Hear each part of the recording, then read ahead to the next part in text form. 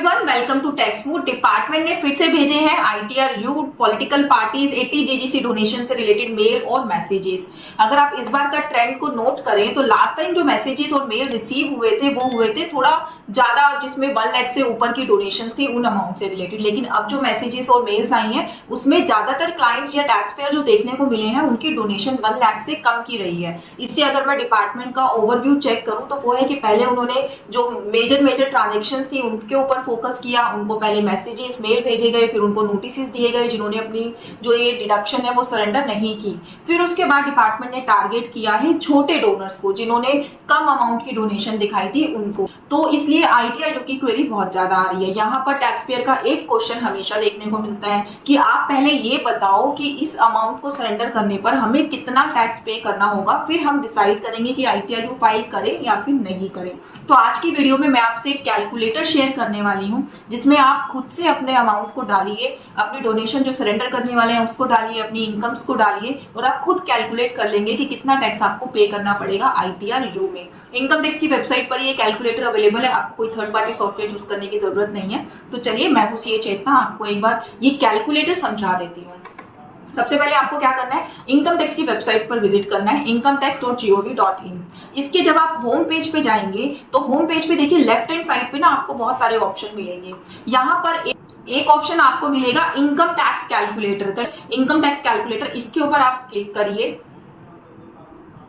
ये कैलकुलेटर आप यूजुअली भी यूज कर सकते हैं अपनी करंट ईयर की रिटर्न की लायबिलिटी को चेक करने के लिए या किसी भी ईयर की, इसमें सारी फैसिलिटी दी गई है। अब इसमें भी ना 2 तरीके के आपको कैलकुलेटर मिलेंगे, basic calculator, advance calculator. Basic calculator में जस्ट आपको अपनी इनकम डालनी होती है और आपको कैलकुलेट करके आ जाता है कि न्यू टैक्स रेजिम में कितना बन रहा है, ओल्ड में कितना बन रहा है। बट ये आईटीआर यू वाले यूज नहीं कर सकते क्योंकि इसमें आईटीआर यू का सेक्शन नहीं दिया गया है।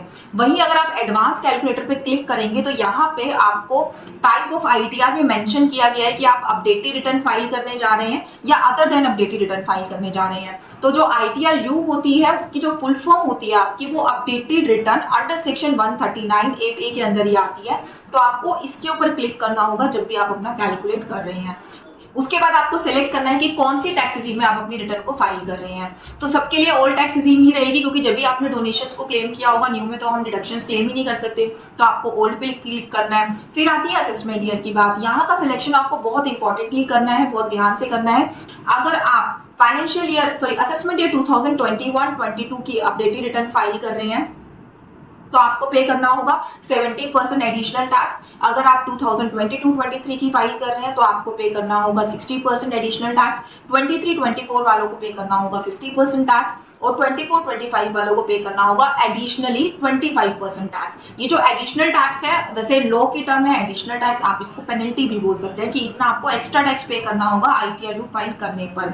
और पहले क्या होता था, सिर्फ 2 इयर्स की अलाउ होती थी, डिपार्टमेंट ने बढ़ाकर इसको बजट में 4 इयर्स के लिए कर दिया। उसके पीछे का क्या रीजन था वो भी अब आप देख रहे हो। वो इसलिए था क्योंकि पॉलिटिकल पार्टीज के बारे में ऑलरेडी डिपार्टमेंट को 2022 में रेड की गई थी, तब से डिपार्टमेंट को पता था। डिपार्टमेंट को ये भी पता था कि जो असेसी है, जो टैक्स पेयर है, उसने बहुत पुराने ईयर्स में भी इस तरीके की डोनेशंस को क्लेम किया है। तो इंटेंशनली बजट में ये जो अपडेटेड रिटर्न का टाइम है 2 साल से बढ़ाकर कर दिया गया 4 साल, ताकि और ज्यादा रिवेन्यू जनरेट हो, लोग सरेंडर कर पाए, लोगों को ऑप्शन मिल जाए कि वो अपनी एंट्री को सरेंडर कर सकते हैं, लोगों को लिटिगेशन में ना जाना पड़े, कम से कम केसेस हमारे लिटिगेशंस के लिए पेंडिंग हो। तो यहाँ से आप अपना ईयर सिलेक्ट कर लीजिए किसके लिए आप अपना आईटीआर फाइल करना चाहते हैं। देन आपका कैटेगरी आ जाएगा, कौन सी कैटेगरी है, रेजिडेंशियल स्टेटस आ जाएगा। एज आपको बहुत ध्यान से सिलेक्ट करनी है, उस ईयर की सिलेक्ट करनी है जिस ईयर की आप रिटर्न फाइल कर रहे हैं कि उस ईयर तक आपकी एज 60 थी, 60 to 80 के बीच में थी या 80 एंड अबव थी। क्योंकि ओल्ड टैक्स रेजिम का जो स्लैब रेट है वो एज वाइज वेरी करता है। 60 है तो कुछ और स्लैब रेट है, अगर आप सीनियर सिटीजन है तो कुछ और है, सुपर सीनियर सिटीजन के केस में कुछ और है। तो यहाँ से भी आपको जो है इफेक्टिवली सिलेक्ट करना है कि कौन सी एज ग्रुप में आप फॉल करते हो। फिर उसके बाद आपको क्या करना है, अपनी जो आपने ओरिजिनल रिटर्न फाइल किया ना उसका फॉर्म डाउनलोड करके आप अपने पास रख लो इनकम टैक्स लॉगिन से, ये आपको बहुत हेल्प करने वाला है। फिर उसके बाद यहाँ पर ड्यू डेट आ जाएगी कि उस ईयर की ड्यू डेट क्या थी, कब वो रिटर्न डिपॉजिट होनी चाहिए थी। और एक्चुअल डेट में यहाँ पे आएगा कि आप आईटीआर कौन सी डेट पे डिपॉजिट करने जा रहे हैं। तो जिस भी डेट पे आप कैलकुलेट कर रहे हो ना उस डेट को यहाँ पे आप डाल दीजिएगा।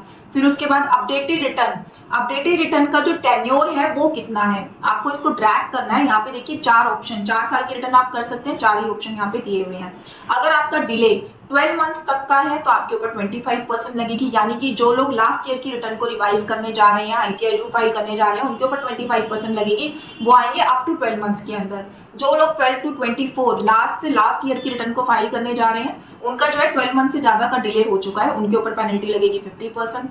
जो लोग 24 to 26 मंथ से ज्यादा हो गया, that means last to last year की रिटर्न फाइल कर रहे हैं, ये आपका आ गया AY 2022-23 की, तो उनके ऊपर आपको पे करना होगा 60% पेनल्टी, और AY 2021-22 के लिए आपको पे करनी होगी 70% पेनल्टी। तो इसके अकॉर्डिंग आपको ये सिलेक्शन किया करना है। अगर आप यहाँ पे सिलेक्शन गलत करेंगे तो आपकी जो नीचे पेनल्टी ऐड होगी ना, वो गलत ऐड हो जाएगी। तो यहाँ पर भी आपको बहुत ध्यान से देखकर अपनी जो पीरियड है उसको सिलेक्ट करना है, ठीक है। और ये जो आप कंसीडर करेंगे, ये आप असेसमेंट ईयर से कंसीडर करेंगे कि उस असेसमेंट ईयर के एंड होने से 12 मंथ्स या 24 मंथ्स आपके लैप्स हो गए या नहीं हो गए, ये सिलेक्ट कर लिया आपने। फिर उसके बाद ओरिजिनल रिटर्न आपने कब फाइल करी थी वो डेट आप यहाँ पे डाल देना, आपकी जो फॉर्म है वहां से आपको पता लग जाएगी। ये जो डेट्स है ना, ये इसलिए इंपॉर्टेंट है क्योंकि उस पर आपको जो इंटरेस्ट पे करना है वो उसी डेट से कैलकुलेट होगा, तो इन डेट्स को आप इग्नोर नहीं कर सकते। आप अपनी पर्सनल इन्फॉर्मेशन यहाँ इग्नोर कर सकते हो, डेट्स नहीं कर सकते। यहाँ पर एक ऑप्शन हमारा रह गया, have you filed ITR within the due date, कि आपने ओरिजिनल रिटर्न जो फाइल करी थी वो within the due date करी थी या नहीं करी थी, या फिर वो भी आपने लेट फाइल करी थी, as a belated return file करी थी।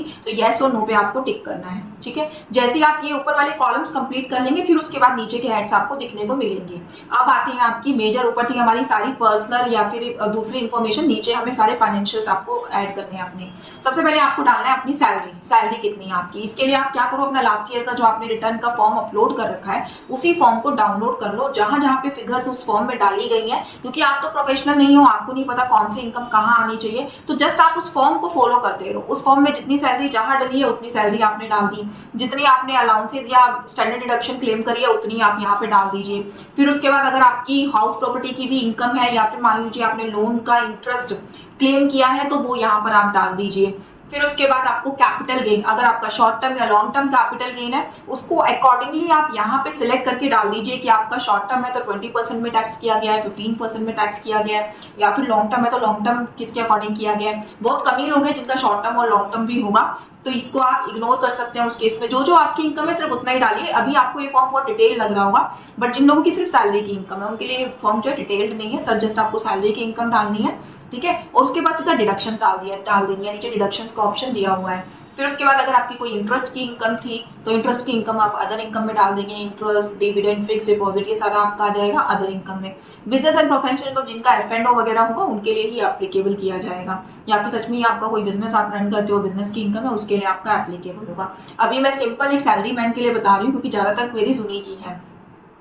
आपको प्रोवाइड करनी है डिडक्शंस की डिटेल। आप अपना फॉर्म आपके हाथ में है, उसमें से देखिए कि आपने 80C 1.5 लाख की पूरी ली होगी आपने, ठीक है, वो डाल दीजिए। अगर आपका NPS का एम्प्लॉयर का कंट्रीब्यूशन है वो भी डाल दीजिए, मेडिक्लेम अगर आपने उसमें लिया हुआ है वो भी डाल दीजिए। जितनी डिडक्शन उसमें आपने लिए सारे डाल दो आप, एक्सेप्ट 80GGC। 80GGC मत डालो, बाकी सारे डिडक्शन डाल लो जो भी आपके फॉर्म में अवेलेबल है, तो आपकी टोटल डिडक्शन आ जाएगी। टोटल डिडक्शन में से 80GGC का अमाउंट आपका यहाँ पे नहीं है, तो आप अपने फॉर्म से मैच कर लेना कि वहां पे भी 80GGC का अमाउंट हटाने के बाद आपकी डिडक्शन मैच कर रही है नहीं कर रही।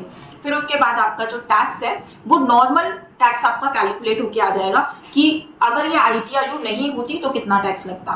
फिर उसके बाद दो चीजें आपको नहीं भूलनी है यहाँ पे जो कि हम मिस्टेक करते हैं। एक तो जितना भी आपका TDS कटा हुआ है वो सारा आपको डालना है, अलॉन्ग विद अगर उस टाइम पे आपने कोई सेल्फ असेसमेंट टैक्स पे कराया था तो वो भी आपको डालना है यहाँ पे। प्लस आपको डालना है कि उस रिटर्न में जो कि आपने क्लेम किया ही होगा, जब भी तो रिफंड आया आपने 80GGC की रिडक्शन वहां पे डाली, जो आपने रिटर्न ओरिजिनल भरी थी वहां पर आपने कितना रिफंड क्लेम किया था वो आप फॉर्म में से देख के डालेंगे, और कितना रिफंड आपको मिला है, क्योंकि रिफंड जब हमें मिलता है वो विद इंटरेस्ट मिलता है। जो इंटरेस्ट आपको ऊपर से मिलता है ना वो इंटरेस्ट भी आपकी लायबिलिटी में एड बैक किया जाता है, उसके ऊपर भी आपको एडिशनल टैक्स पे करना पड़ता है। तो इसलिए ये दोनों फिगर्स डालनी भी बहुत इंपॉर्टेंट है कि कितना रिफंड आपने क्लेम किया और कितना जो है आपको रिसीव हुआ, दोनों का डिफरेंस भी आपकी एडिशनली टैक्स लायबिलिटी में ऐड किया जाएगा। फिर उसके बाद आपको यहाँ पे अपने आप कैलकुलेट होके आएगा कि aggregate liability on additional income, यहाँ पे जो भी आपकी आईटीआर यू के अकॉर्डिंग जो एडिशनल टैक्स आपको पे करना है वो आपको यहाँ पे कैलकुलेट होके आएगा। इसको जब आप इसकी परसेंटेज निकालेंगे आपकी टैक्स लायबिलिटी से, नॉर्मल टैक्स लायबिलिटी से, तो वो आप देखेंगे 25%, 50%, 70%, 60%, इतना परसेंट ही होगा।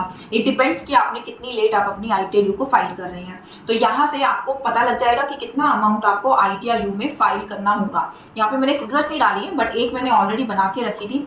इस जो कैलकुलेटर की खास बात ये है कि यहाँ से आप ना अपनी कैलकुलेशन पूरी डाउनलोड कर सकते हैं। ये देखिए मैंने ये डाउनलोड करके रखा हुआ है। इसमें मैंने अपनी सैलरी की इनकम दिखा दी थी, स्टैंडर्ड डिडक्शन क्लेम कर ली थी, हाउस प्रॉपर्टी की भी इनकम थी इस पर्सन की, इसको रेंट भी रिसीव हो रहा था, स्टैंडर्ड डिडक्शन जो रेंट से मिलती है आपको 30% की वो भी ऑटो कैलकुलेट होके आती है। फिर उसके बाद इनका कैपिटल गेन भी था, कैपिटल गेन भी हमने इसमें डाला। स्पेशल रेट टैक्स इनकम हो तो उसको डालने का भी वहां पे ऑप्शन दिया गया है, लाइक गेमिंग वगैरह से, वो भी आप अलग से डालिएगा क्योंकि उस पर अलग से रेट एप्लीकेबल होता है 30% का। अभी देखिए tax on normal slab rate, taxable income 2,99,000 की थी तो 3 लाख से नीचे तो टैक्स लगता ही नहीं है न्यू टैक्स रेजिम में, इसलिए जीरो आ गया। लेकिन इनका जो है लॉटरी इनकम था, लॉटरी इनकम पे इनका जो है 2100 टैक्स लगा क्योंकि वो स्पेशल रेट टैक्स में 30% के उसमें आता है। ठीक है, तो इसके बाद इनका जो टीडीएस था वो ऑलरेडी 1420 का कटा हुआ था और टैक्स पेबल और रिफंडेबल इनका 760 आया।